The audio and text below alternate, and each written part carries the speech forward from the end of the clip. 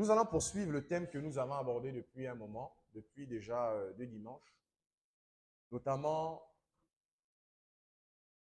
le Messie, le réparateur des brèches, le relèvement des anciennes ruines, des antiques décombres, le renouvellement des villes ravagées et il y a un truc qu'on a oublié, la restauration des chemins perdus.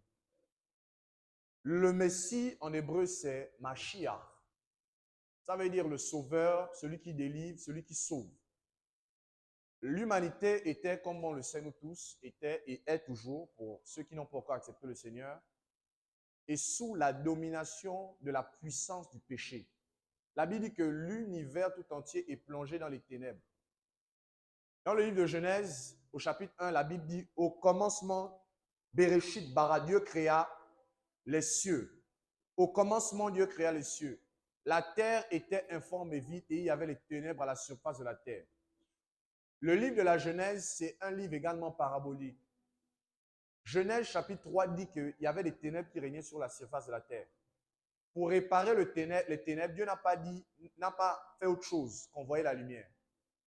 C'est la lumière qui répare les ténèbres. Et cette lumière, ce n'est pas la lumière du soleil et de la lune.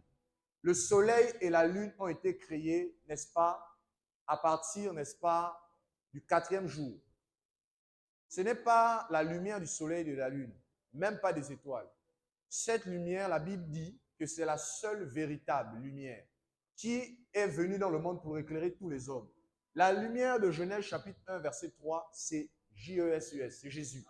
Ce n'est pas les luminaires. Les luminaires, si vous regardez, ont été créés au 4e jour. La lumière ici dont il est question, c'est Jésus. Et les ténèbres là, c'est les ténèbres qui sont à l'intérieur de chaque cœur des hommes. L'apôtre Paul, dans sa hardiesse, n'est-ce pas, nous explique dans le livre de 2 Corinthiens chapitre 4, que le Dieu qui a dit que la lumière soit, a fait briller la lumière dans vos cœurs par l'évangile. Ça veut dire que le livre de la Genèse, c'est un livre parabolique, dans le sens où, quand on parle des ténèbres ici, physiquement il y avait des ténèbres, mais spirituellement il s'agissait des ténèbres qu'il y a à l'intérieur de chaque humain. Et c'est la lumière de l'évangile qui délivre de la captivité de ces ténèbres. Si on prend rapidement le passage de 2 Corinthiens, chapitre 4. 2 Corinthiens, chapitre 4. Tu peux jouer comme tu joues, hein, Maïva. 2 Corinthiens, chapitre 4, verset 3. Si notre évangile est encore voilé, il est voilé pour ceux qui périssent, pour les incrédules, dont le Dieu du siècle présent a aveuglé l'intelligence afin qu'ils ne visent pas briller la splendeur de l'évangile de la gloire de Christ qui est l'image de Dieu. Nous ne prêchons pas, nous ne nous prêchons pas nous-mêmes. C'est Jésus le Seigneur que nous prêchons. Et nous disons vos serviteurs à cause de Jésus. Le verset 4, le verset 6, autant pour moi. Car Dieu qui a fait briller, Dieu, autant pour moi, qui a dit, la lumière brillera au sein des ténèbres, a fait briller la lumière dans nos cœurs pour faire resplendir la connaissance de la gloire de Dieu sur la face de Christ. Ici, l'apôtre Paul est en train de nous interpréter le livre de la Genèse chapitre 1. Nous avons la grâce qu'une personne ait interprété ça. L'apôtre Paul explique qu'en fait, dans Genèse chapitre 1, les ténèbres là, c'était les ténèbres qu'il y a dans chaque cœur des hommes. Et la lumière, c'est l'évangile qui pénètre les cœurs. Si une personne si une personne ne reçoit pas la lumière de l'évangile, elle reste dans les ténèbres. Voilà pourquoi la Bible dit, la lumière est venue dans le monde, mais les hommes ont préféré les ténèbres. Les ténèbres, c'est le péché. Le ténèbre, c'est vouloir mener sa vie sans l'évangile. L'évangile est la lumière qui est venue éclairer les hommes. La Bible dit que l'évangile est la puissance du salut de quiconque croit. La Bible dit que dans l'évangile, Dieu montre comment il justifie les hommes par la foi et pour la foi. Par la foi. Parce que c'est par la foi qu'on est sauvé. Pour la foi, la Bible dit que le juste vivra par la foi. Sans la foi, mon âme ne prend plaisir en lui. Donc, frères et sœurs, la grâce que nous avons, c'est que l'apôtre Paul nous a interprété ce passage en nous expliquant notamment que les ténèbres ici, c'était l'obscurantisme, n'est-ce pas, qui saisit chaque être humain. C'est la connaissance humaine, c'est la connaissance du bien et du mal. L'homme a mangé l'arbre qu'on appelle la connaissance du bien et du mal. Et il a en quelque sorte une philosophie, une certaine conception de lui-même, de la vie. Il a une manière de faire les choses, de voir les choses. mais qui ne cadre pas avec la lumière de l'évangile. Voilà pourquoi Dieu, du haut de son trône, pour réparer les ténèbres, il a envoyé l'évangile. L'évangile, c'est la puissance du salut de quiconque croit. L'apôtre Paul, dans 2 Corinthiens, explique justement que dans l'évangile, Dieu détruit le pouvoir de la mort et met en évidence la vie et l'immortalité. Cet évangile qui paraît simple, mais il y a une puissance derrière, une lumière terrible. Parce que les paroles de Dieu lui servent de sceau. C'est-à-dire que derrière chaque parole de Dieu, il y a une autorité, il y a un esprit. Le sceau, c'est, n'est-ce pas, c'est, dans l'Antiquité, c'était ce qui représentait l'autorité. Et la Bible dit que derrière les paroles de Dieu, il y a une autorité, il y a un esprit. C'est pour ça que l'évangile est rempli, n'est-ce pas, de l'autorité royale. Lorsqu'une personne accepte l'évangile, c'est une lumière qui pénètre son cœur. Aussi vrai, en fonction j'ai envie de dire, de ta disposition de cœur. Au fur et à mesure que tu te laisses exposer à l'évangile, au fur et à mesure que tu laisses l'évangile pénétrer ton cœur, sans résistance, la lumière ne fait que progresser. Mais si tu résistes, la lumière, n'est-ce pas, s'arrête. Ça veut dire que tout dépend de ton cœur. Voilà pourquoi David faisait une prière, il dit, Seigneur, renouvelle en moi un esprit bien disposé. Si tu n'as pas le cœur bien disposé, tu peux faire 10 ans dans les églises, mais l'évangile ne pénètre jamais ton cœur. Jésus a dit aux pharisiens, vous me haïssez, vous voulez me tuer parce que ma parole ne pénètre pas vos cœurs. Ma parole ne pénètre pas vos cœurs. Est-ce que la parole de Dieu pénètre ton cœur? Si ça ne pénètre pas ton cœur, il est fort probable que tu sois encore dans les ténèbres. Tu peux faire 40 ans dans les églises comme Nicodème. Nicodème, pour votre information, avait plus de 60 ans. À cette époque, pour être docteur de la loi, pour enseigner dans l'église, pour enseigner autant pour moi dans les synagogues, il fallait au moins avoir 60 ans. Donc, celui à qui Jésus dit, personne ne peut voir le royaume des cieux s'il ne naît de nouveau, s'il ne naît d'eau et d'esprit. C'est un monsieur qui a plus de 60 ans de ministère d'église, dans les églises, dans les synagogues. Il enseigne, mais il n'est même pas né de nouveau. Ça veut dire qu'il peut y avoir des personnes qui font 60 ans dans les églises. Ils ne sont pas nés de nouveau. Il peut y avoir, n'est-ce pas, des personnes qui sont là assises. Ils donnent même leur offrande. Elles ne sont pas nées de nouveau. Parce que leur cœur ne pénètre pas, parce que la parole de Dieu, l'évangile, la lumière ne pénètre pas leur cœur. Elles peuvent chanter, elles peuvent danser, mais l'évangile ne pénètre pas suffisamment leur cœur. Jésus n'a pas dit, n'est-ce pas, que celui qui prie beaucoup dans les églises, qui est là depuis longtemps, va voir le royaume. Il a dit celui qui ne naît de nouveau. Ça concerne les personnes qui sont encore nées de nouveau. Donc, faisons attention. Nicodème, à qui Dieu s'adresse, il a plus de 60 ans dans les églises. Hein. Mais il n'était pas encore né de nouveau. L'évangile, c'est la lumière qui rentre dans le monde pour chasser les ténèbres. Les ténèbres ne sont chassées que par la lumière. Ce n'est pas par la manifestation du Saint-Esprit. Chaque chose dans la divinité a son rôle. Le Saint-Esprit, ce n'est pas lui qui vient délivrer les ténèbres. C'est une personne qu'on appelle Jésus. La divinité est organisée. Jésus, n'est-ce pas, c'est lui qui chasse les ténèbres. Et ce Jésus en question, c'est une connaissance. C'est une information. Il y a des informations que tu as besoin de savoir sur Jésus pour sortir les ténèbres. Aussi longtemps que tu n'as pas des informations sur Jésus, tu es dans les ténèbres. Il y a des informations qui sortent des ténèbres. Et ces informations concernent le Fils de Dieu, the Son of the Living God. La Bible nous parle dans les Écritures de ce qu'on appelle l'épignosis. L'épignosis, c'est la connaissance précise. Il y a un niveau de connaissance que tu dois avoir. Il y a un niveau de connaissance précise que tu dois avoir. Si tu n'as pas ce niveau, tu peux être encore dans les ténèbres. Le problème, n'est-ce pas, de péché, le problème d'esclavage, des attaques qui tournent autour de nous, des situations dans lesquelles nous tombons, c'est un problème de ténèbres. Et ces ténèbres-là, c'est l'absence de connaissance précise de Jésus. Jésus, c'est la lumière. Il a dit, je suis la lumière du monde. On est dans Jean 8. Il se positionne comme étant la lumière du monde. La lumière qui est venue dans le monde pour éclairer tous les hommes. Ça, c'est le témoignage de Jean-Baptiste qui rend de Jésus. Il dit, Jésus est la lumière qui est venue dans le monde pour éclairer tous les hommes. Mais cette lumière-là, c'est une connaissance précise de Jésus. C'est une connaissance des différents aspects de Jésus. Aussi longtemps que tu ne connais pas Jésus, selon la mesure que tu dois le connaître, tu seras dans les ténèbres. La lumière est venue dans le monde, mais les hommes ont préféré les ténèbres. Et Jésus explique même d'où vient la condamnation. Il explique dans Jean chapitre 3, le fameux passage qui dit, car Dieu a tant aimé le monde, qu'il a donné son Fils unique en sacrifice, afin que quiconque croit en lui ne périsse pas, mais qu'il ait la vie éternelle. Dieu en effet a envoyé son Fils, non pas pour juger le monde, mais pour sauver le monde. Et il déroule, il explique que la condamnation vient du fait que la lumière est venue, mais les hommes ont préféré les ténèbres. Dieu dit dans le livre de Osée, mon peuple périt faute de, remplace la connaissance par la lumière. Dans les Écritures, la connaissance c'est la lumière. Mon peuple périt faute de lumière. Et la lumière, c'est une connaissance précise de Jésus. Mon peuple périt faute de connaissance précise sur Jésus. Jésus, c'est le Messie, c'est le Sauveur. Et aussi, en tant que tu ne connais pas qui il est, tu fréquentes des églises, tu passes à côté de ta vie.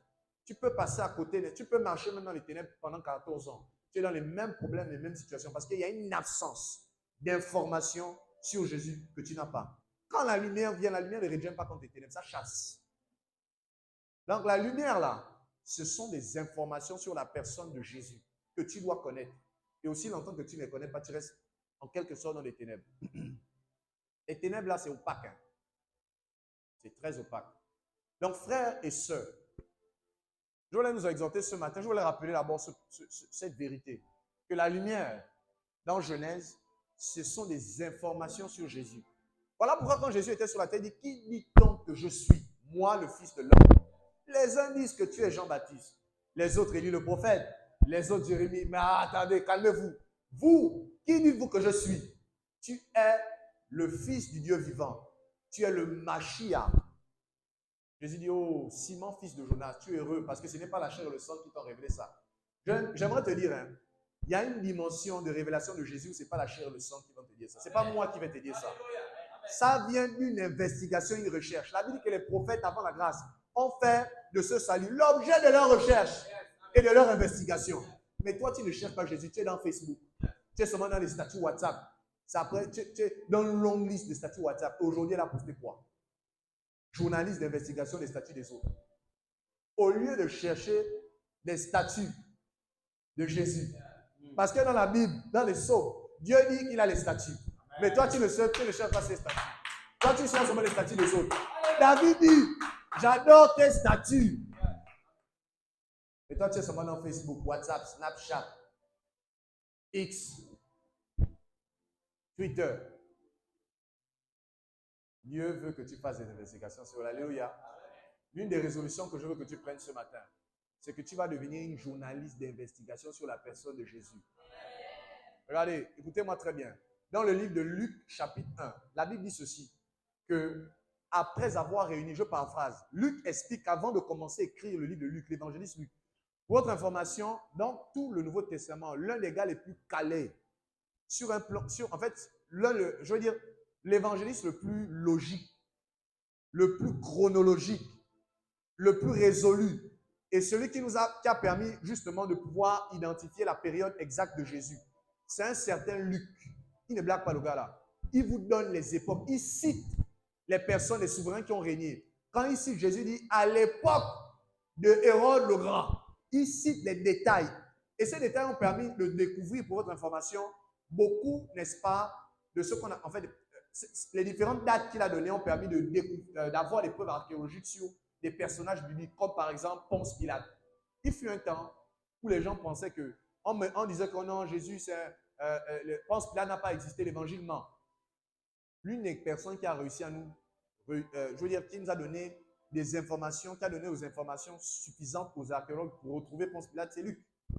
Et on a retrouvé, dans un passé récent, n'est-ce pas, une stèle en l'honneur d'un certain Ponce Pilate. Ça a trouvé le bec au raisonneur. Parce qu'ils disaient, oh, Ponce Pilate n'a pas existé. En fait, la plupart des preuves, même historiques, la Bible donne beaucoup. Et Ponce Pilate, grâce, n'est-ce pas, aux indications de beaucoup d'évangélistes, parmi lesquels Luc, on a retrouvé sa stèle à Césarée. Et là, ça clôt le bec à tous les raisonneurs. Donc, frère, Luc, il ne blague pas, il est précis. Et il dit ceci, dans Luc, chapitre 1. Permettez-moi, s'il vous plaît, ce n'est pas prévu, mais le Saint-Esprit avait prévu ça, de rentrer dans Luc. Luc, chapitre 1. Luc, chapitre 1, à partir du verset 1. Plusieurs ayant entrepris de composer un récit des événements qui se sont accomplis parmi nous. suivant ce que ont transmis ceux qui ont été les témoins oculaires dès le commencement et sont devenus des ministres de la parole. Il m'a aussi semblé bon, après avoir fait des recherches exactes, dis des recherches exactes. Toi, tu es là, tu ne veux pas faire des recherches exactes sur Jésus. Tu fais seulement les recherches exactes sur les musiques mondaines. On te dit de rechercher Jésus. Toi, tu cherches qu'est-ce qui est arrivé à Kanye West et à P. Diddy. Jésus te donne l'occasion de rechercher, de faire, n'est-ce pas, un doctorat. Frère, j'aimerais que tu saches que si tu n'as pas eu le doctorat dans le monde, tu peux avoir le doctorat en Christ. Amen. Oui, tu peux devenir un docteur comme Luc. Tu peux faire des recherches et des investigations. Jésus a dit, hein, le secret du royaume vous est donné à vous, mes disciples. Mais à eux là, aux gens du monde, non. Ça veut dire quoi? Tu peux devenir un journaliste d'investigation, une journaliste d'investigation sur la personne de Jésus. Donc, Luc dit qu'il a fait des recherches exactes, précises, sur, n'est-ce pas, toutes ces choses depuis leur origine, de te les exposer par écrit d'une manière suivie. Excellent Théophile. Luc, afin de ne pas raconter les bêtises, a décidé d'entreprendre des recherches et des investigations sur la personne de Jésus. C'est ce qu'il allait faire. Il est allé auprès des témoins oculaires. Il est allé chez chez Pierre. Il a dit, grand Pierre, comment tu vas? Ça va. Dis-moi un peu. Jésus, là, il bouleverse tellement le monde. Je veux savoir qu'est-ce qui s'est passé. Pierre lui a raconté. Il ne s'est pas limité à Pierre. Il est parti attraper Jean. Jean m'a dit que c'était toi, l'apôtre, qui mettait sa tête sur la poitrine de Jésus. Il paraît que c'est toi que Jésus aimait beaucoup.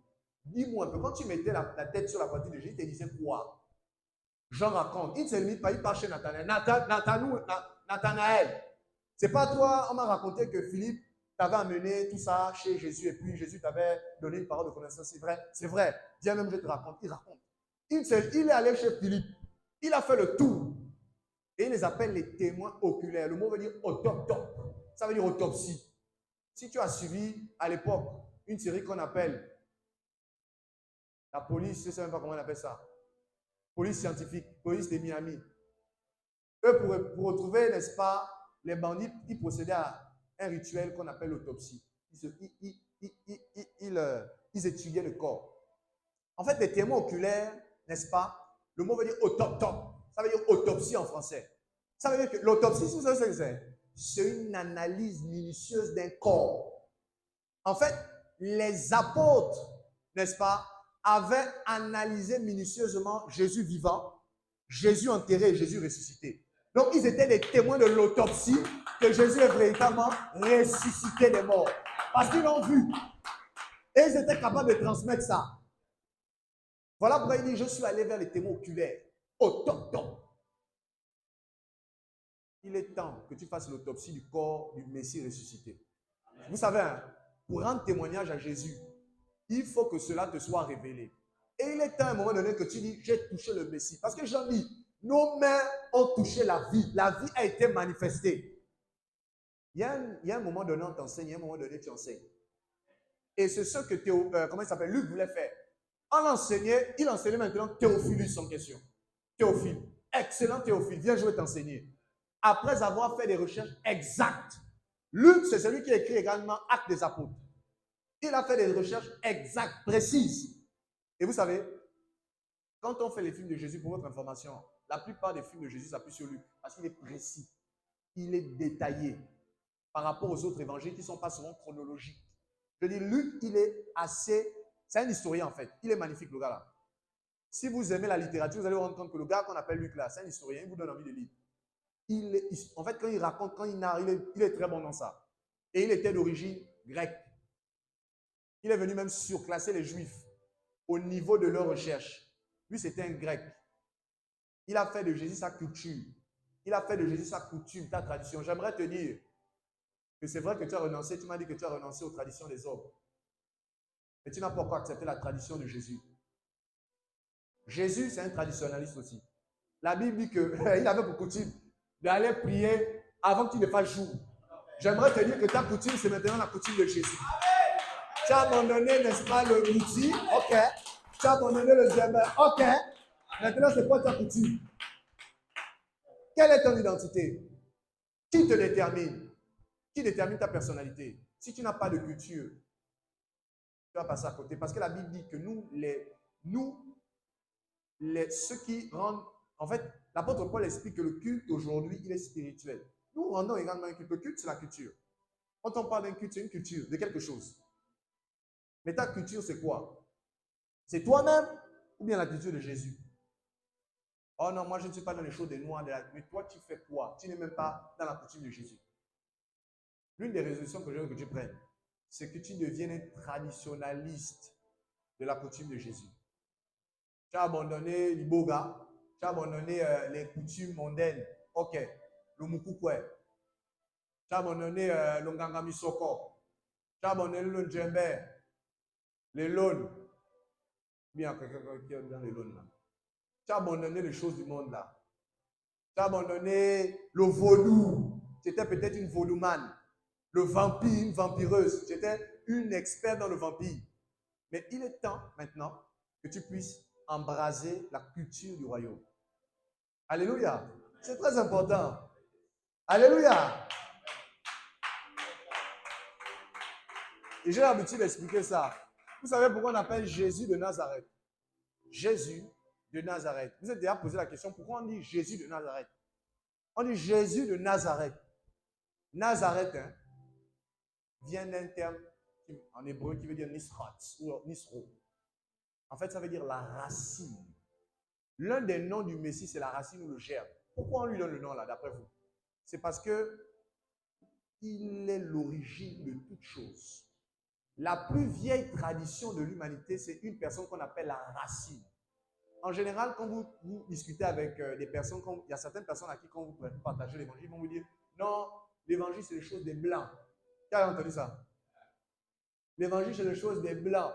Nous, là, nos ancêtres. En fait, beaucoup de personnes qui disent ça, ils ne savent pas ce qu'ils racontent. Avant la tradition, il y avait la parole. Avant le Big Bang, il y avait la parole. La plus vieille de toutes les traditions, c'est la parole de Dieu. La Bible dit, au commencement était la parole. Avant le buti, avant le long, le djembe, il y avait d'abord la parole. Donc, la plus vieille des traditions, c'est la parole de Dieu.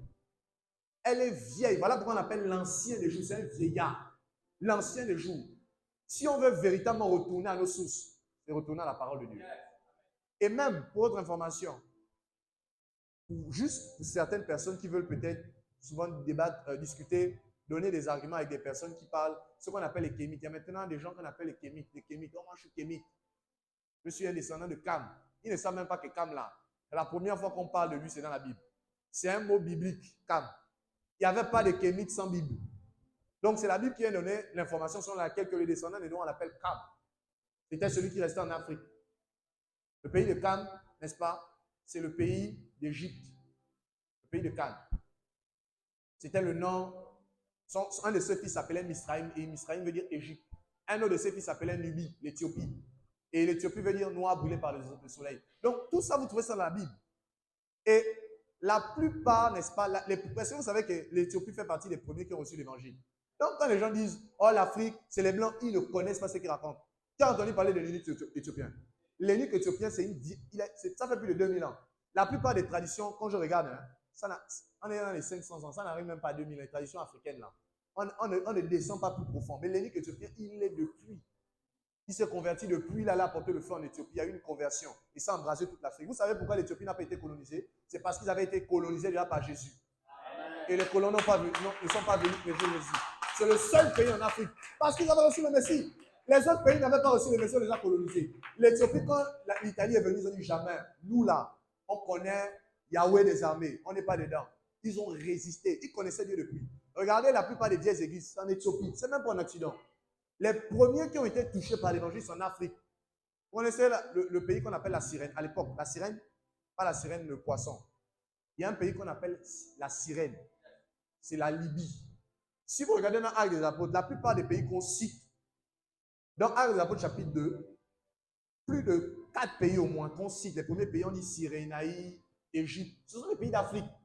Et ces personnes ont été touchées par l'évangile, ils sont retournés dans leur pays. Qu'est-ce que les gens racontent quand ils disent les blancs sont amenés? Et ce n'est pas les blancs. Le salut vient des juifs. Est-ce que les juifs c'est blanc? Ça, c'est quoi, c'est ça? Jésus a dit, vous adorez ce que vous ne connaissez pas. Nous, on sait ce qu'on adore. Le salut vient des juifs. Un juif, ce n'est pas un blanc. Un juif, c'est un juif. C'est tout. Oh. Donc, il y a des raisonnements. Les catholiques, c'est faux. Le salut ne vient pas des blancs, ça vient des juifs. Jésus a été clair à la fin de sa baptême. Le salut vient des juifs. Moi, j'assume ça. Oui, ça vient des juifs. Et puis, on fait quoi? Il faut un peuple, sur le plan technologique, quel est le pays le plus avancé sur le plan technologique? Vous avez une idée? Il y a une idée? Hein? La Chine. Il y a une grosse concurrence. Il y a la Chine, il y a la Corée du Nord, il y a la Corée du Sud, autant pour moi. Il y a l'Amérique, il y a Israël aussi. Ils sont dans la high-tech. On appelle le pays Israël le pays de la high-tech. Ils ont des armes terribles là-bas. Donc, il y a une grosse concurrence. Mais il y a quand même un leader. Et le leader reste toujours l'Amérique en vérité. Vous avez entendu parler de la Silicon Valley? C'est la Silicon en vérité. Hein? Il y a un adage dans le monde qui dit les Américains conçoivent, les Européens font des procédures et les Asiatiques exécutent. Et c'est vrai. Les Américains sont toujours dans la conception. Et les Européens sont très forts dans les procédures. C'est eux qui sont dans les règles toujours, machin, les drastiques là. Pour aller en Europe, le visa Schengen, c'est compliqué. Ils sont tous dans les mesures. Et les Asiatiques, ils sont beaucoup plus dans le technique. Je travaille avec les Asiatiques. Ils ne sont pas bons dans l'organisation, je vous assure. Dans l'organisation, c'est des tocards. Ils ne sont pas bons, ils ne sont pas très bien organisés. Mais sur le côté technique, ils sont trop forts. En fait, eux, ils sont bons, ils aiment copier, ils aiment faire. Eux, ils sont très forts dans le côté technique, dans le côté pratique. Les Américains ont toujours été bons dans la conception des choses. Donc, les Américains conçoivent, les Européens font des procédures et les Asiatiques, n'est-ce pas? J'entends quelqu'un qui pose la question, et les Africains. On va répondre à la question là après. Donc, pour revenir à ce que j'ai envie de dire, c'est que la Silicon Valley, d'accord, c'est le poumon de toute forme de technologie en vérité. Et puis les autres se sont adaptés. Si aujourd'hui, d'autres pays arrivent à reproduire, c'est parce qu'à la base, il y a eu quelqu'un qui a conçu et les autres ont volé. Les plus grands voleurs, c'est les Chinois. Parce que dans la connaissance, il y a ce qu'on appelle l'imitation. Il y a ce qu'on appelle la réflexion également. Mais les Chinois, eux, ils sont beaucoup plus dans l'imitation. Ils imitent beaucoup. Et ils sont bons. C'est aussi une connaissance. Il faut les respecter. Donc, quand les Américains conçoivent des choses comme ça, ils copient, ils mettent la même chose. D'accord? Alors, sur le plan de la technologie, les gens reconnaissent que oui, c'est la Silicon Valley. Sur le plan, n'est-ce pas, des infrastructures, d'accord? Parmi les très belles infrastructures, on a également les Italiens. Ils sont très bons dans le domaine. Si on reconnaît dans chaque peuple, n'est-ce pas, que chaque peuple a son genre et sa particularité. On va par exemple reconnaître que tout ce qui est matériel de, je veux dire quoi, si tu veux faire du business, il y a un pays où on se tourne, c'est la Chine. Vous savez ça? Même les Européens se tournent vers la Chine. Est-ce que les gens boudent que, oh non, pourquoi la Chine? On reconnaît que, ok, ils ont cette grâce. En ce moment, sur un point de vue économique, de toute façon, on appelle toujours, on est en 2024, on appelle toujours la Chine l'usine du monde. Même si, dans les faits, l'Inde a dépassé numériquement la Chine. Mais la Chine reste toujours l'usine du monde. Ça veut dire que quand tu veux un gadget, si tu veux commencer même le business, tu vas dans un pays qu'on appelle la Chine, tu commences à importer, tu commences ton business. Tout le monde est d'accord, tout le monde s'est mis d'accord avec. Et on reconnaît également que Dubaï, ce pays également, si tu vas acheter des voitures, tout le monde est d'accord, ne boude pas. On reconnaît, oui, Dubaï, c'est le pays où on peut acheter des voitures facilement. Tout le monde reconnaît ça. De la même manière, les gens doivent reconnaître simplement que les salut vient des Juifs, c'est tout. C'est la même chose. Donc, s'il y a des peuples, il y a des pays qui ont, n'est-ce pas, des particularités, qui ont su apporter des valeurs ajoutées au monde au point où les gens en bénéficient, il faut reconnaître simplement aussi que sur le plan spirituel, la nation que Dieu a prévue pour sauver, les Juifs. Alléluia. La nation qui avait inventé l'imprimerie, vous savez qui c'est? Vous ne connaissez pas? Vous n'avez pas fait l'histoire. On va faire les cours bientôt ici. Bientôt, on va exposer. J'ai réuni dimanche des personnes qui vont commencer à exposer. Je vais vous voir. Même, on va vous désigner, vous allez venir exposer, recherche et investigation sur Jésus. On se voit à la fin, il ne faut pas barrer. Hein. Vous allez me dire déjà ce que vous avez fait comme recherche. Donc, pour revenir, le pays qui a inventé l'imprimerie, c'est l'Allemagne. Alléluia. Il faut faire un peu l'histoire. Hein? C'est l'Allemagne. Il s'appelle comment? Le gars qui a inventé l'imprimerie, il s'appelle comment? L'imprimant? Gutenberg. Oh! Ah, c'est l'histoire. Vous ne connaissez pas? On a appris ça en histoire. Moi, tu as oublié. C'est Gutenberg. Tout le monde était d'accord que c'est l'Allemagne qui a créé l'imprimerie. On n'a pas fait de débat. C'est la même chose. Le salut vient des Juifs. C'est tout. Point final. Donc, chaque peuple qui a créé le couscous. Oh my God! Les Marocains, c'est eux qui ont inventé le couscous. Est-ce que les gens ont boudé? Oh non, pourquoi c'est le Maroc? Pourquoi c'est seulement le Maroc? On n'a pas boudé, on a accepté. Le salut vient des Juifs, c'est tout. Alléluia. C'est très important. Donc, frères et sœurs, je veux juste parler d'une seule chose par rapport à nos thèmes. Et puis ensuite, on va prier.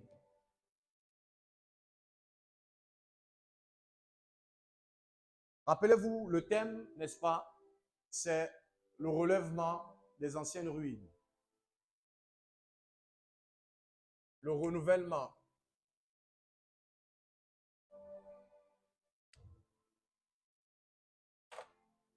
Regardez le mot là, renouvellement des villes ravagées. Aujourd'hui, je vais vous parler des villes ravagées. Dans le livre du prophète Ézéchiel, Dieu dit, je fais de toi une muraille d'airain, une colonne de fer. D'accord? Renouvellement des villes ravagées. Le mot renouvellement, là, je veux qu'on s'arrête sur ça. Le renouvellement des villes ravagées. La Bible dit, je ferai de toi dans le livre du prophète Ézéchiel, je ferai de toi une muraille d'airain, une colonne de fer. Amen. Colonne de fer et muraille d'airain. Et la Bible ici nous parle du renouvellement des villes ravagées. C'est dans le livre, n'est-ce pas, de Ésaïe 61, verset 4. Ils rebâtiront sur d'anciennes ruines. Ils relèveront des antiques décombres. Ils renouvelleront des villes ravagées, dévastées depuis longtemps. Il y a des villes qui ont été ravagées, dévastées depuis longtemps. Il y a des villes qui ont été ravagées et dévastées depuis longtemps. Mais ici, les villes en question, ce ne sont pas des villes physiques. Ce sont des zones. C'est également des chemins. Je parle en termes de villes. Donc, les villes dont il est question ici, ce ne sont pas, d'accord, des villes physiques. Ce sont des villes spirituelles. Ce sont des informations. Il y a des informations qui ont disparu. Il y a des informations qui ont disparu. Et le fait que le Messie nous donne accès à ces informations, ce sont des villes qui sont renouvelées. Parce qu'en vérité, je vais juste expliquer ça. Le potentiel d'un esprit humain est semblable à une ville. L'église, c'est une ville. Hein? L'église, c'est une ville. C'est un pays. Ne voyez pas l'église comme des humains seulement. C'est une ville. C'est un pays. Quand on parle de l'église dans la Bible, Jésus a dit, vous êtes une ville située sur une Donc l'église, c'est une ville. Et chaque individu sur la terre, c'est une ville. J'ai souvent expliqué ça. Le fou de Gadara était possédé par plus de... Combien il avait une légion. Une légion était comprise entre 6 000 et 12 000. Il avait entre 6 000 et 12 000 démons. Quand Jésus a dit à Pilate, si je voulais, j'invoquais le Père et puis 12 000 légions d'anges arrivaient. Donc une légion, c'est entre 12 000 et 6 000 hommes. Or, 6 000 autant pour moi et 12 000 hommes ne peuvent pas tenir dans une salle comme ça. Regardez la salle là. 6 000 hommes ne peuvent pas tenir, c'est pas possible. Donc, quand on parle, n'est-ce pas, de l'esprit, l'esprit est vaste. Pour votre information, si 12 000 démons, sachant que les démons ne sont pas des koudous, hein, c'est des géants, habitaient dans un corps, c'est qu'il est balèze. Est-ce que vous comprenez? L'esprit de l'homme est plus balèze que son corps. Il est vaste. Voilà pourquoi, pour bien illustrer ça, vous avez des hommes par exemple, comme Elon Musk. Je vais expliquer ça. Elon Musk, c'est l'homme le plus riche du monde. Un seul individu, il est plus riche que plusieurs pays en même temps. Est-ce que vous comprenez un peu? Sa fortune est égale à beaucoup de pays réunis. Son salaire est égal à beaucoup de pays réunis. Son salaire, c'est un gros salaire. Donc, Elon Musk, c'est l'homme le plus riche du monde entier. D'accord? Et il est tellement riche que rien que lui seulement, il a la richesse de beaucoup de peuples réunis. On se cotise, on n'atteint même pas sa richesse. Un seul individu, il peut avaler, j'ai envie de dire, plus de 1 milliard de personnes.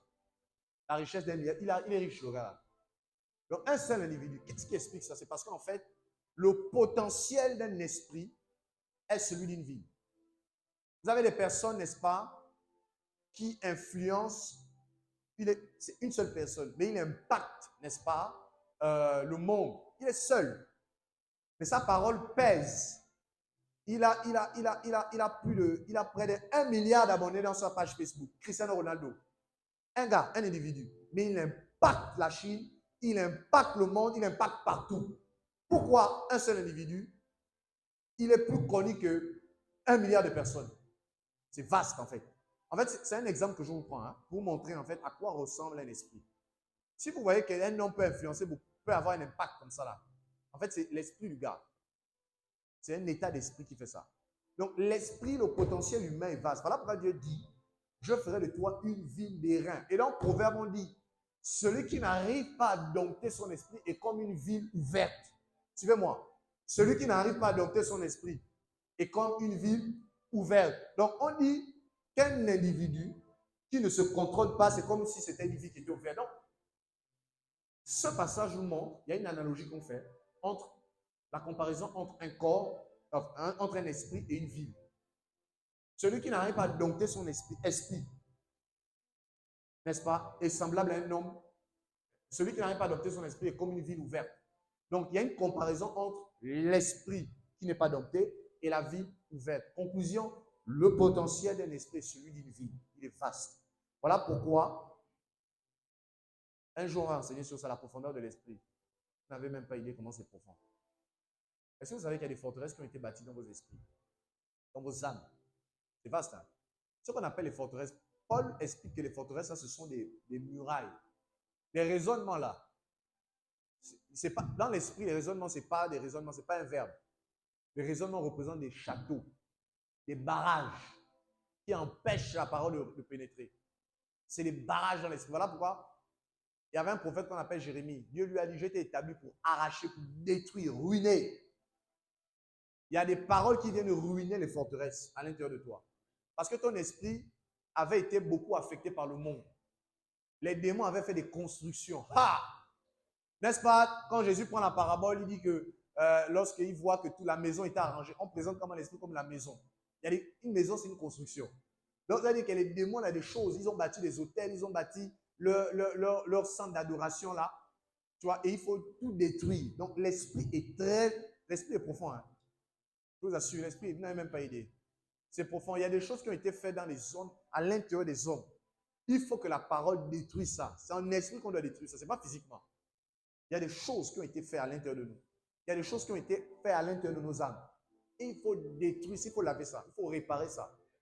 Donc, frère, le renouvellement des villes ici, là, ce sont d'abord des hommes. Et ce sont les vies de ces hommes-là. D'accord? En principe, ce sont des formules, n'est-ce pas, spirituelles qui nous permettent d'atteindre des résultats, d'avoir des résultats, des formules. Et dans Hébreux chapitre 12, versets 22 à 24, voici ce que la Bible dit.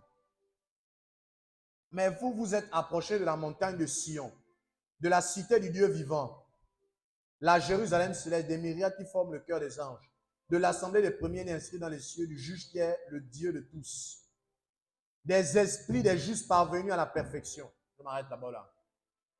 Ici, l'auteur des Épîtres aux Hébreux nous donne une révélation glaçante. Glaçante parce que il y a beaucoup de choses que nous ignorons dans le royaume des cieux. L'auteur des Épîtres aux Hébreux, je ne sais pas si vous vous rendez compte, il explique que nous nous sommes rapprochés des justes parvenus à la perfection. Retiens ça. Des justes parvenus à la perfection. Qui sont ces justes dont nous nous sommes rapprochés, qui sont parvenus à la perfection? En fait, les justes parvenus à la perfection, là, il s'agit de ce que j'explique depuis mes séances. Ce sont les anciens prophètes, les apôtres du Christ, les anciens prophètes comme Abraham, David, Jacob. Ils sont parvenus à la perfection. L'auteur des Épîtres aux Hébreux est en train de nous dire qu'en fait, depuis qu'on est né de nouveau, nous nous sommes rapprochés de ces personnes-là. Et à cause de cela, on peut avoir les informations. Suivez-moi. Nous sommes dans Matthieu. Qui sont les justes parvenir à la perfection? La perfection ici, là, c'est la résurrection. La perfection ici, là, c'est, n'est-ce pas, la délivrance, n'est-ce pas, une mesure de délivrance par rapport à une imperfection. Regardez, dans le livre de Matthieu, qui sont autant pour moi les justes parvenir à la perfection?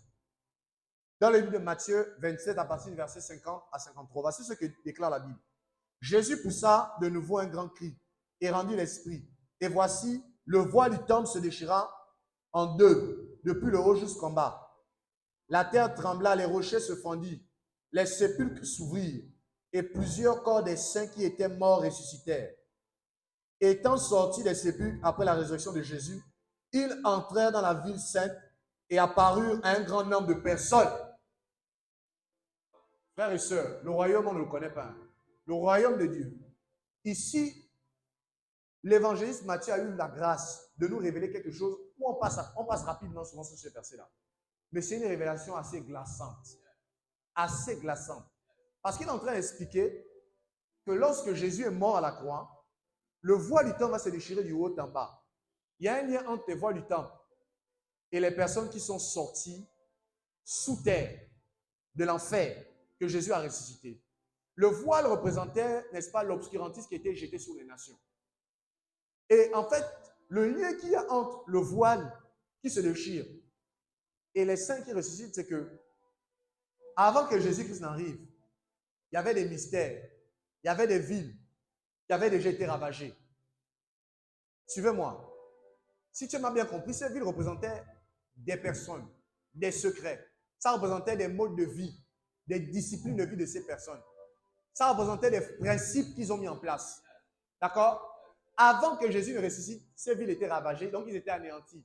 La mort, le séjour des morts, avait englouti la plupart d'entre eux parce que, j'ai souvent expliqué ça, conformément au contrat de la mort, n'est-ce pas, donc Osée avait dit qu'il engloutit toutes les personnes qui pêchent. Donc même des gens comme Abraham, même des gens comme Isaac, malgré le fait qu'ils craignaient Dieu, à cause du contrat selon lequel ils appartenaient à la mort, ils devaient toujours descendre dans les abîmes. Mais il fallait que le Messie vienne racheter, verser son sang et les libérer, n'est-ce pas, des cachots du séjour des morts, des prisons là où ils étaient. Voilà pourquoi on parle d'un saint d'Abraham. Jésus expliquait une histoire où il y avait un certain Lazare et un certain riche. Lazare était dans le sein d'Abraham. Le sein d'Abraham, c'était un endroit où les hommes qui mouraient avec Dieu allaient. Mais ils étaient toujours dans le séjour des morts, mais ils n'étaient pas torturés. Donc le séjour des morts avait une autorité. Mais le voile, quand le voile s'est déchiré, le Seigneur est en train de révéler que, en fait, il y a un lien entre le voile qui se déchire. Le voile qui se déchire, c'est le symbole de la connaissance dont on a accès. Et quelle est la connaissance dont on a accès? La Bible dit que nous nous sommes rapprochés des justes parvenus à la résurrection. Ça veut dire quoi? Les justes, là, en fait, ce sont les saints qui sont morts, mais qui ne sont plus morts. Qui ont été ressuscités dans tes morts et qui ont apparu vivants, se montrant à plusieurs personnes. Dans Jérusalem, ils sont apparus. Les gens ont vu Abraham. Et ils ont eu le temps de discuter avec Abraham. Abraham, qu'est-ce que tu fais? Leur expliquer. En fait, j'étais dans le séjour des morts. Mais Jésus m'a ressuscité. Le juste est venu me ressusciter. Et là, je monte. Et ces gars-là, ils ne sont plus morts. Ce sont des personnes qui sont vivantes. Quand vous voyez des songes, vous voyez, on vous dit, ah, celui-là, c'est David. Regarde, David, là, il n'est pas mort. Quand tu vois un songe où tu vois, par exemple, que c'est Kenneth Hagin ou quoi là, en fait, ils veulent te transmettre des informations. Ils ne sont pas morts. Parce que la Bible dit que pour Dieu, ils ne sont pas morts. Il dit, je suis le Dieu d'Abraham, Isaac et de Jacob. Jésus parle à un pharisien. Et là, en parlant à un pharisien, il donne une révélation terrible. Les pharisiens sont, les Sadducéens sont venus voir Jésus en disant que, oh, vous dites que, et le pasteur tel avait expliqué ça, vous dites qu'il faut adorer, vous dites que, comment on appelle ça, qu'il y a la résurrection. Bon, on va vous donner, il a tendu un pied à Jésus, il dit, ok, il y a un homme, il y a une femme qui avait 7 maris, d'accord? Le premier mari est mort, le deuxième jusqu'au 7e. À la résurrection, elle sera la femme de qui? Jésus, en répondant, a dit, vous ne connaissez ni la puissance de Dieu, ni, n'est-ce pas, la parole de Dieu. Et il explique à partir d'un passage, il dit, Dieu a dit, je suis le Dieu de Jacob, Isaac je suis le Dieu d'Abraham, Isaac et de Jacob. Dieu n'est pas le Dieu des morts mais des vivants. Et il explique en fait que quand il dit je suis le Dieu, il n'a pas dit j'étais le Dieu là, je suis le Dieu d'Abraham. C'est qu'Abraham existe encore, il est vivant. Et à partir de ce passage, Jésus explique, c'est le Dieu de la... En fait, il explique le principe de la résurrection à partir d'un passage. Jésus est terrible. À partir d'un passage que les gens citent souvent dans tes prières. Je suis le Dieu d'Abraham, le Dieu d'Abraham, Isaac et de... En fait, Dieu dit, quand il dit que je suis le Dieu d'Abraham, depuis qu'Abraham était mort, en vérité, il n'est pas mort, il dort. Parce qu'il dit je suis et non j'étais le Dieu. Est-ce que tu comprends? Il n'a pas dit j'étais le Dieu d'Abraham. Je suis suppose qu'Abraham est toujours vivant. Voilà pourquoi Jésus a dit Lazare dort. Et ces personnes, en vérité, ce n'est pas parce que tu ne vois pas qu'elles sont mortes. Ce sont des justes parvenus à la résurrection. Ils sont ressuscités d'entre les morts. Et ils ont apparu à beaucoup. Est-ce que vous savez qu'il y a des histoires? Quand j'ai regardé l'histoire des églises, il y a des histoires qui racontent. Ah, c'est l'histoire de l'église, hein, que lorsque les personnes ont apparu, les témoins de Jérusalem ont discuté avec quelques-uns. Ils les ont questionnés, ils ont donné des réponses. Ils ont expliqué qu'est-ce qui s'est passé en enfer. Comment Jésus a démoli la mort. Je suis tombé sur une histoire comme ça. Où il y avait quelqu'un qui racontait qu'ils avaient croisé Abraham et puis qui là. Et en fait, Abraham leur expliquait ce qui s'était passé, comment Jésus avait démoli la mort et Satan là-bas. Terrible. Parce qu'ils étaient là, ils ont assisté à comment Jésus a boxé Satan sévèrement et le séjour des morts.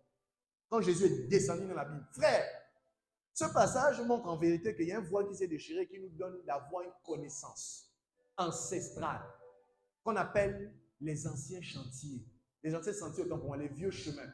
Rappelez-vous, on avait pris un passage dans Jérémie qui dit allez consulter les anciens chemins, marchez, placez-vous sur les anciens chemins et marchez-y. Et vous aurez du succès. Donc, frère, depuis que Jésus est ressuscité, nous avons la possibilité d'avoir des apparitions. Le mot, c'est apparition. On dit ils ont apparu. Et pour montrer que c'est tellement biblique, Jésus a fait apparaître Élie et Moïse. Dans le livre, Jésus a fait apparaître deux personnes qui ont pensé qu'ils étaient morts. Jésus a fait apparaître ces personnes. Et vous savez quoi? Même Jésus avait besoin des informations de ces personnes-là.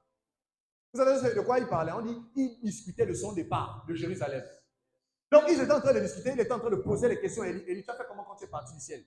Moïse, tu as fait comment quand tu t'es séparé des enfants d'Israël quand ça allait à Canaan? Le texte précise qu'il discutait de son départ, Exodus, parce que Jésus s'apprêtait à quitter le monde. Et il avait besoin des informations. Oh, frère! Non, lisons d'abord ça. Lisons d'abord ça, frère. Lisons d'abord ça. Nous sommes dans Luc, très rapidement. On n'a plus de temps. Luc. Le tikkun olam, la brisure du monde qui est réparée.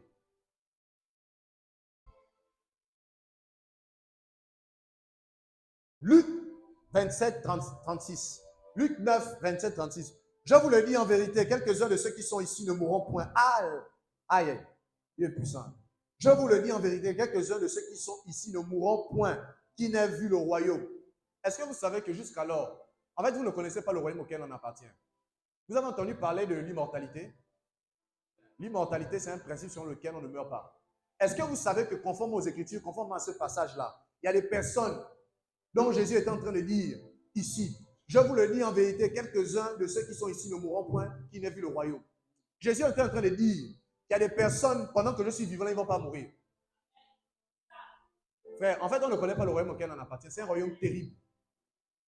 Pour votre information, parmi les personnes qu'on pense qu'il n'est jamais mort, il y a un certain l'apôtre Jean. Aucune preuve biblique, aucune preuve historique a démontré que Jean est mort. Aucune. On l'a trempé dans une marmite, il n'est pas mort. D'une marmite d'huile bouillante. Il est sorti, il ne s'est même pas brûlé. On ne savait pas comment le tuer. Et voilà pourquoi on l'a balancé à Patmos, une île. Et après, on n'a plus jamais entendu parler. On ne sait pas qu'est-ce qu'il est devenu. On sait seulement que Dieu, dans une conversation avec Pierre, il avait dit, si je veux que celui-là ne meure pas, qu'est-ce qui t'importe? Et voilà pourquoi Pierre s'était approché, parce qu'il y avait une rumeur qui courait qu'il y a un disciple qui ne devait pas mourir, Jean. Et Pierre a posé la question à Jésus, mais lui là, qu'est-ce qu'il va devenir? Et Jésus a dit, si je veux qu'il vive jusqu'à ce que je revienne, qu'est-ce qui t'importe? Et Jésus transmet des vérités souvent dans l'ironie. Par exemple, Lazare. Le Lazare, dans la parabole du riche et du pauvre, c'est Lazare vraiment qui ressuscitait. Mais il y avait une parabole. Le riche disait ressuscite Lazare qui va en haut. Abraham a dit, même si Lazare ressuscite, les gens ne vont pas croire. Mais finalement, ironie du sort, Dieu a quand même ressuscité Lazare. Et les gens ont voulu le tuer. Vous voyez? Donc, certainement, quand Dieu disait à Jean là, que si je veux qu'il vive jusqu'à ce que je vienne, qu'est-ce qui t'importe? En vérité, c'est un clin d'œil que Jésus est en train de faire. Parce qu'il avait déjà montré que je vous le dis, en vérité, quelques-uns de ceux qui sont ici ne mourront point. Est-ce que Jésus c'est un menteur? Jésus ne ment pas. Paul a expliqué que l'évangile nous donne accès à l'immortalité. C'est-à-dire que tu ne meurs pas. C'est pas, comment on l'appelle encore? Ça s'appelle encore comment le film là. Tu as trop suivi le film là. C'est quel film encore? Highlander. Tu as même dansé Highlander. Je te vois. Tu dansais Highlander avec Landry Puta. Il faut arrêter ça. McLeod, Don-Claude McLeod, il faut arrêter ça. Regardez, je vais vous donner une vérité certaine. Highlander là, c'était la pacotille. Il y a vraiment l'immortalité qui existe en Christ. Voilà pourquoi Jésus lui-même, il n'a fait que donner les clins d'œil aux gens. Quand Jésus dit, celui qui croit en moi ne mourra jamais. Oh! Il dit, si quelqu'un croit en moi, il vivra. Même s'il meurt, je vais le ressusciter. Et si quelqu'un croit en moi, ne mourra jamais. Oh! C'est vous qui passez à côté des révélations comme ça? Jésus a dit qu'il y a des personnes qui vont croire, ils vont jamais mourir. Voilà pourquoi vous avez un homme qu'on appelle Élie le Tisbite, il n'est jamais mort. Vous avez, je vous donne encore une autre preuve, vous avez un homme qu'on appelle Enoch, il n'est jamais mort. Celui qui croit en moi, même s'il meurt, vivra, et celui qui croit en moi ne mourra jamais. Voilà pourquoi il y a quelques-uns ne vont pas mourir. Et Jésus, pour leur démontrer qu'en vérité, il y a des personnes qui sont vivantes, il suffit juste qu'ils apparaissent. Il va faire apparaître Élie et Moïse. Moses, Élia. Environ 8 jours après qu'il lui dit ces paroles, Jésus prit avec lui Pierre, Jean, Jacques, et il monta sur la montagne pour prier. Pendant qu'il priait, l'aspect de son visage changea et son vêtement devint une éclatante blancheur. Et voici, 2 hommes s'entretenaient avec lui. 2 hommes s'entretenaient avec lui. C'était Moïse et Élie qui apparaissaient dans la gloire, parlaient de son départ qui allait accomplir à Jérusalem. Frère, tu as fait des entretiens avec les directeurs généraux. Mais est-ce que tu as déjà fait des entretiens avec les justes parvenus à la résurrection? À la perfection. Tu as passé des entretiens avec Élie. Entretien sérieux qui s'est passé entre Élie, Moïse et puis Jésus. Même Jésus nous montre en fait qu'il avait des informations qui étaient capitales pour lui. Dans les anciens avaient déjà été passés par là. Est-ce que vous voyez un peu le film? Ces 2 personnes-là, ils avaient déjà vécu l'Exodus. Le mot départ, en grec, veut dire Exodus. Vous avez entendu parler du livre d'Exode? L'Exode de Moïse. Moïse avait vécu l'Exode. Et même si Jésus était le Messie, lui-même, il marche sur les anciens sentiers, parce que lui-même, on l'appelle l'ancien des jours. Donc, il a ressuscité exclusivement Moïse. Et il a dit, venez là-bas, les gars. Bon, moi, je suis en train de partir. Les Juifs vont me lapider, tout ça. Mais j'aimerais savoir, rappelez-moi un peu votre histoire. Ouais, en fait, qu'est-ce qui s'est passé? En fait, moi, je me rappelle, Yahweh m'avait bloqué, il m'avait dit de rester de l'autre côté de la montagne. Ils ont expliqué leur histoire. Et lui aussi expliqué qu'en fait, moi, avant de partir, le tourbillon est venu me prendre. Ok, si on est fini, ok, bon, les gars, on se voit plus tard. Fin de l'entretien. Et Jésus a pratiqué le même principe. Lui aussi, il a pratiqué un exodus. Voilà pourquoi la Bible dit qu'il nous a délivrés, il nous a transportés du royaume des ténèbres au royaume de la lumière. Il y a eu un transport. Il y a eu un exode rural du monde des ténèbres au royaume de la lumière. Jésus préparait un exodus. Et donc, pour cela, il avait besoin de passer un entretien avec les justes parvenus à la perfection. Frère, le royaume est réel. C'est vous qui dormez. La Bible dit que nous nous sommes rapprochés de la cité de Sion, du cœur des myriades des anges. Aka. Regardez, les anges sont réels. Hein. Les anges sont réels. Les anges sont réels. Et c'est important de connaître ça. Ce n'est pas en vain qu'on parle beaucoup des anges. On n'adore pas les anges comme les catholiques ont fait. Hein. Ça, c'est démoniaque. Mais il faut savoir que les anges, ce sont des compagnons de service. Et si tu n'as pas pleinement conscience de ça, il est fort probable que tu ne travailles pas avec eux. Ou ils sont là, ils chôment seulement, ils sont là, ils tournent autour de toi. Il y a un ange qui a dit à Jean que je suis ton compagnon de service. Ne m'adore pas. Je suis ton compagnon de service. Et j'aimerais te dire que chaque être humain est un ange que Dieu lui affecte. Et c'est l'ange-là qui te devance. Il y a un ange qu'on appelle l'ange qui te devance. Quand tu fais une prière, Seigneur, je veux que telle chose réussisse, il y a un ange qui se déplace, qui prépare le chemin devant toi. La preuve en est que dans la Bible, Dieu disait que je vais envoyer mon ange devant toi pour préparer le chemin. Il y a un ange, chaque personne a un ange qui prépare des chemins pour lui. Quand tu fais une prière, il y a une personne qui déploie, qui part t'exaucer. L'ange là avait exaucé la prière d'un certain, le serviteur d'Abraham. C'est lui qui avait, Abraham avait dit à ce monsieur que l'ange du Seigneur va te devancer. Et l'ange du Seigneur l'a devancé. Il a fait une prière. L'ange allait mettre des événements en place. Et il a trouvé les événements comme il avait prévu. Donc il y a un ange qui nous devance. L'ange du ministère, ça existe, frère. Je ne sais pas si tu en es conscient. Le royaume dans lequel nous sommes, on appelle ça le royaume du Mamlaka, la domination. Je vais m'arrêter par là, juste pour vous donner une information sur laquelle nous sommes rapprochés de ces personnes-là. Ne t'étonne pas si tu vois un jour un certain Moïse ou David qui te montre comment on loue le Seigneur. Et tu le vois avec la harpe. Tu dis, oh, toi tu te réveilles seulement, tout manjango, en négligeant. J'ai fait un rêve, j'ai vu David. Tu ne le connais même pas. En fait, il voulait te donner un secret. Tu n'as même pas posé des questions parce que tu penses que c'est un songe seulement. Au lieu de poser des questions, David, dis-moi un peu comment tu veux le Seigneur, il allait te donner un secret. Il a t'expliqué que, en fait, quand tu vois dans les psaumes, quand je me pose là, je vais te dire ce que je faisais.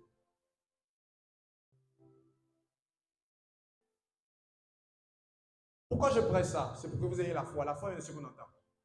Si ce n'est pas prêché, vous n'aurez pas la foi. Vous serez, non seulement ça va créer en vous cette atmosphère, mais également vous ne serez pas surpris quand vous allez voir les Abraham, les Moïse, les Jacob. Dans l'histoire de Luc, Jésus nous montre Abraham vivant. Regardez l'histoire de Luc 16. On lit ça, on pense seulement que Jésus parle de l'enfer. Il montre qu'Abraham est vivant. Dans l'histoire, le même Abraham qui était mort depuis, il est en train de bouger. C'est lui qui conseille Lazare. Il dit, Lazare, voilà, reste avec moi. C'est lui qui parle aux riches. Ce monsieur dont on a parlé là, on le revoit à nouveau agir. Mais pas dans le passé, dans le présent. Est-ce que vous comprenez ce que je veux dire? Là, on ne parle plus d'un Abraham qui allait sacrifier Isaac. Là, on parle d'un Abraham qui est en train de faire autre chose. Il est vivant, il est en train de dire c'est lui qui prêche l'évangile aux riches. Il explique aux riches que non. Les gars sur la terre, ils ont Luc, ils ont les évangélistes, ils ont Matthieu, ils ont la loi et les prophètes, ils ont Matthieu, Marc, Jules. Ils peuvent déjà être sauvés par là. Même si quelqu'un ressuscite, ça ne va pas suffire. Mais malgré ça, Abraham a parlé à Dieu. Il a dit, bon, ok, Seigneur, j'ai parlé aux riches, mais ce que la proposition des riches là m'a plu. Ressuscite Lazare. C'est ainsi que Jésus arrive. Il dit, Lazare, sors! Ah! Et Lazare sort. Pour démontrer, n'est-ce pas, que, en fait, le royaume de Dieu est réel. Frères et sœurs, est-ce qu'on peut se tenir debout?